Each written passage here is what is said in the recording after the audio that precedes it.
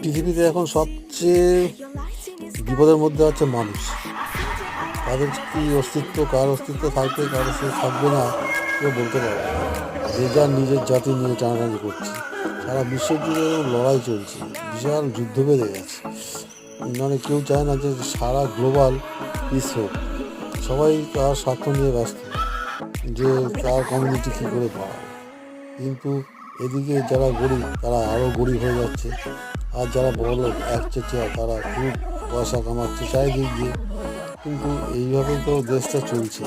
কিন্তু এর পরিবর্তন না হলে তাহলে কিন্তু মানুষ কোনোদিন আর দাঁড়াতে পারবে না। শিক্ষা ব্যবস্থা তো নেই বললেই চলে, একদম শেষ। চাকরি বাকরির করার কোনো নেই, কোনো ফ্যাক্টরি নেই, হসপিটাল নেই, নানারকম রোগে ভুগছে সব।